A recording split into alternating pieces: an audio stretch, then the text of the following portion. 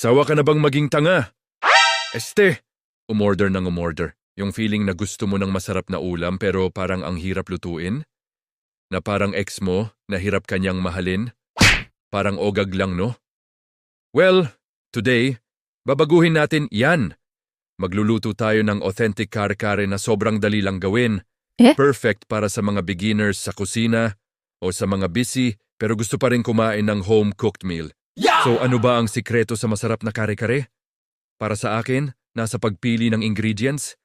Gagamit tayo ng fresh na oxtail at tripe na pinalambot nating mabuti. Tapos, ang sauce. Hindi tayo gagamit ng instant mix.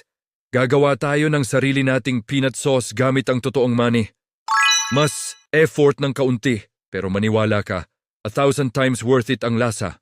Ilalagay din natin ang classic veggies, sitaw, talong, pechay at puso ng saging. At syempre ang partner in crime ng kare-kare, ang bagoong. Habang niluluto natin to, isipin nyo na lang yung moment na matitikman ninyo na. Yung malapot at creamy na sauce na bumabalot sa malambot na karne at crunchy na gulay. Yung alat at linamnam ng bagong na nagko-complement sa tamis ng peanut sauce. Diba, parang lahat ng pagod mo biglang mawawala. Ang sarap na hindi ka bibitawan, parang isang mainit na yakap. Alam mo, minsan ang pagluluto parang therapy.